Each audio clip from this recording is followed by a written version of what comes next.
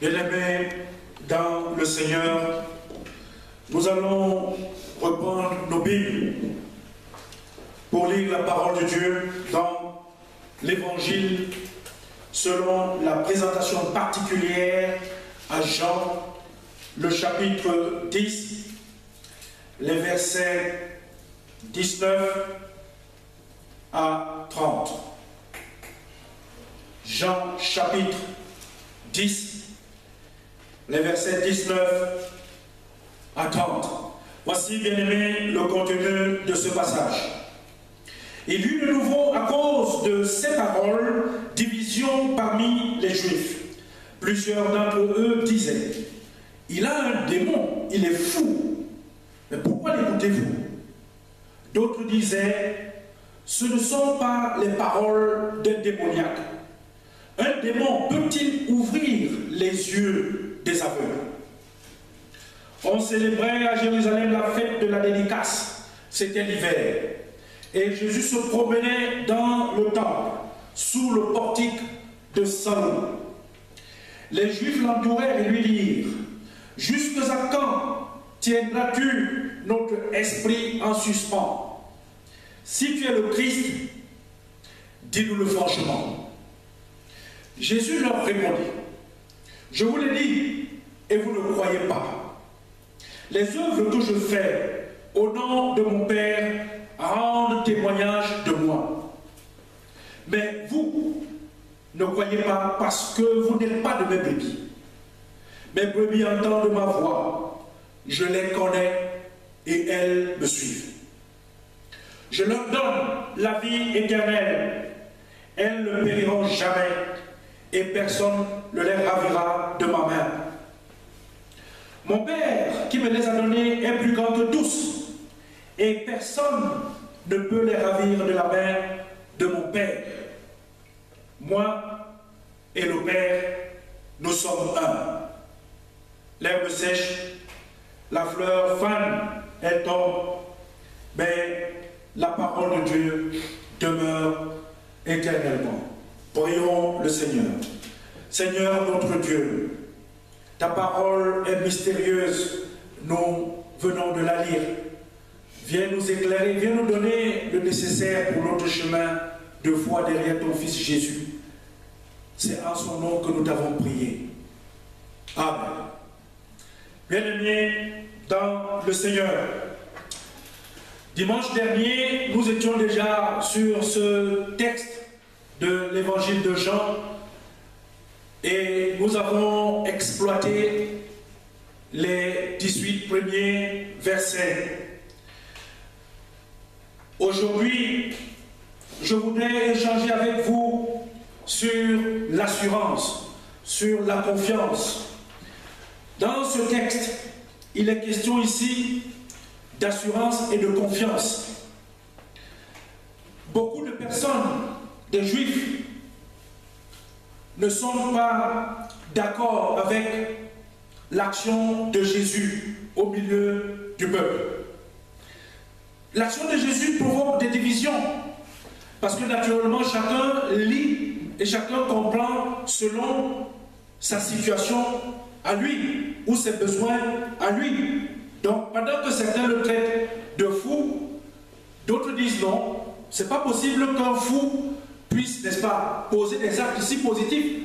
Par exemple, permettre à des personnes qui sont aveugles de voir. Naturellement, on peut gloser en parlant ici là de la cécité, qui est une cécité spirituelle, pas forcément une cécité biologique ou physique. Mais, bien aimé dans le Seigneur, je voudrais aller avec vous sur deux espaces. Le premier espace, c'est un espace où on constate que le monde pose des questions. On pose des questions à Jésus-Christ, comme on pose des questions à l'Église. Les gens aujourd'hui là dehors, qui nous voient passer tout le temps, qui nous voient venir les dimanches, qui voient d'autres personnes aller entrer dans des lieux de culte, se posent des questions. On se demande, mais qu'est-ce qu'ils s'en vont faire là-bas exactement? Or, ceux qui posent des questions ont besoin d'avoir des réponses. L'humanité a besoin des réponses lorsqu'elle regarde l'Église, lorsqu'elle regarde les croyants. La question est posée à Jésus, entouré, que jusque à quand tiendras-tu notre esprit en suspens? Si tu es le Christ, mais dis-nous-le franchement. Si tu es le Christ, mais dis-le-nous franchement. Il faut savoir, bien aimé, dans le Seigneur, que dans la culture juive, il n'y a pas de séparation entre ce qu'on dit et ce que l'on fait. Parce que le peuple de Dieu a gardé de Dieu que ce que Dieu dit, c'est ce qu'il fait.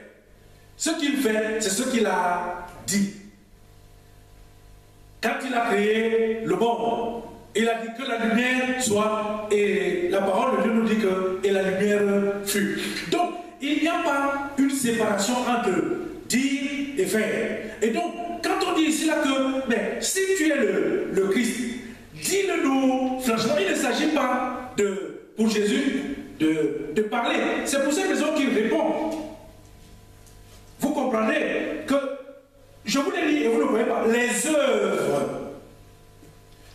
œuvres que je fais au nom de mon Père rendent témoignage de moi. Donc nous sommes bien dans cette dimension où ce sont des actes. Ceux qui posent des questions, ils veulent voir les actes que le Seigneur pose. Des actes qui feront en sorte à ce que finalement ils vont être rassurés, ils vont avoir confiance.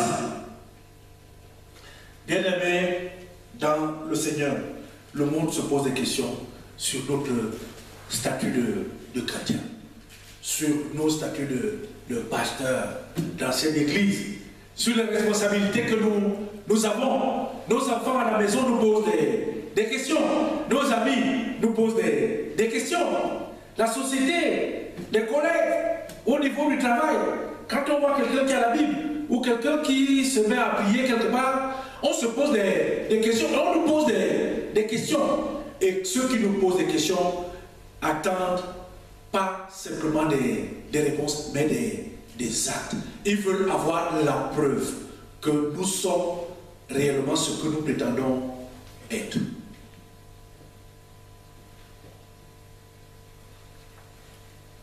Bien-aimés dans le Seigneur, imaginez-vous une femme au marché, au pays, pas ici, au pays. Mais peut-être ici aussi, quand vous allez maintenant en passant à Saint-Denis, vous voyez les gens qui font maintenant les brochettes, font des brochettes. Alors, quelqu'un qui est en train de vendre, par exemple, il voit des gens passer. Toute personne qui passe, il attend que ce soit celui-là qui va acheter sa marchandise. Et quand quelqu'un vient passer, il s'arrête, il se va regarder dans la tête du vendeur, dans sa tête et dans sa bouche, ce qui se passe, il dit, si c'est toi qui dois acheter ma vie, vraiment, fais quoi? Achète. Mais il ne le dira pas à haute voix, mais dans son cœur, ce qu'il attend, il pousserait même la personne à acheter.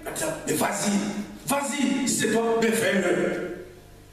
Bien-aimé dans le Seigneur, je voudrais prendre à partir de là le thème que je souhaiterais que nous puissions, n'est-ce pas, garder et sur lequel je peux encore parler une minute ou deux. Chrétien de l'EPC, Jésus peut-il compter sur toi? Chrétien de l'EPC, Jésus peut-il compter sur toi? Est-ce que Jésus peut être rassuré sur ta qualité de chrétien, sur ta qualité ou de la même de pasteur? Est-ce que Jésus peut compter sur toi? Mais c'est comme tout à l'heure je parlais d'une vendeuse, mais ça peut être une femme qui dit à son mari, mais si tu es vraiment mon mari, mais montre-le-moi franchement. Montre-le-moi franchement. C'est comme un mari aussi peut c'est valable de dire, si tu es ma femme, mais jusqu'à quand vas-tu que mon cœur est suspendu? Pour que tu me fais suspendre le cœur, pourquoi? Et les boulots, ils disent que pose ton cœur par terre, le beau, les massifs. Cela veut dire que nous, toute personne vit à un moment donné dans l'inquiétude, dans l'attente. Il a besoin de quelque chose. J'ai besoin de quelque chose. J'attends cela de toi. J'attends cela de mon église. Comme mon église attend de moi. Paris-Nord attend de chaque chrétien, membre de la communauté. L'église presbytérienne attend de chaque paroisse, qui est paroisse de l'église presbytérienne camerounaise. Les PCP disent à Paris-Nord, la mission de Paris-Nord, mais si vous êtes vraiment nos enfants, mais montez-nous le franchement. C'est une interpellation, bien aimée, dans le Seigneur, dans tous les axes de notre existence. Il est question aujourd'hui de se poser la question, est-ce que l'autre peut compter sur moi? Est-ce que le Seigneur peut compter sur... Aujourd'hui, nous qui nous levons tous les dimanches, qui tout au long de la semaine, nous ne le voyons pas. Chacun est pris dans des occupations. Est-ce que le Seigneur peut compter sur nous pour notre dynamisme, sur notre action, sur notre capacité à porter la parole et surtout sur notre capacité à montrer un exemple que nous sommes des chrétiens. Je vous disais tantôt, dernièrement, que le statut de chrétien, ce n'est pas un jeu, c'est quelque chose de très très important. Vous avez suivi dernièrement le massacre qui a encore eu au Proche-Orient, où on écrase, on tue des familles et des familles de chrétiens. Les statistiques montrent aujourd'hui dans le monde que dans cette partie du monde, le nombre de chrétiens diminue à une vitesse effroyable. Parce que être chrétien, c'est une identité, c'est une façon d'être, c'est une façon de faire. Bien-aimés dans le Seigneur, Jésus dit, vous qui n'acceptez pas, vous qui n'admettez pas mes actes, mes actions, c'est parce que vous n'êtes pas de mes bébés. Vous n'êtes pas. Bien-aimés dans le Seigneur, le chrétien n'est pas seulement celui qui écoute, parce que ce que le chrétien entend le pousse directement à agir. Il n'y a pas de parole de Dieu reçue sans derrière une action. S'il n'y a pas d'action, ça veut dire que la parole n'a pas été reçue. Mes brebis entendent ma voix, je les connais et elles me suivent. Elles ont entendu la voix du Seigneur, ces brebis, et elles vont voir, elles suivent le Seigneur. Et ces brebis, elles sont rassurées d'une chose, c'est que le Seigneur, elles sont dans la main du Seigneur. Les brebis sont dans la main du Seigneur. C'est une confiance. Ah, elles sont confiantes. Bien aimées, elles sont confiantes. Elles sont dans la main du Seigneur. Elles ne périront jamais. Jamais, et personne ne les ravira de ma main. Moholibai, Liwoe, Moholibai, Liwoe, Meyeto la gatoki, Amen. Moholibai, Liwoe. Il n'y a donc pas de séparation entre le Seigneur Jésus et ses brebis. Toutes les brebis du Seigneur, celles qui entendent sa voix, sont unies au Seigneur. Et c'est pour cette raison, bien aimé, parce qu'il n'y a pas simplement la main de Jésus, mais aussi la main de Dieu. Parce que Jésus part, il parle de lui-même, et puis il évolue pour dire, mon Père qui me les a donnés. Donc, ce qu'il a dans la main, il a reçu cela de la main de son Père. La main du Père et la main du Christ sont la même main. C'est pour cette raison qu'il dit à la fin, moi et le Père, nous sommes un. Est-ce que toi aussi, tu es un avec le Seigneur Jésus?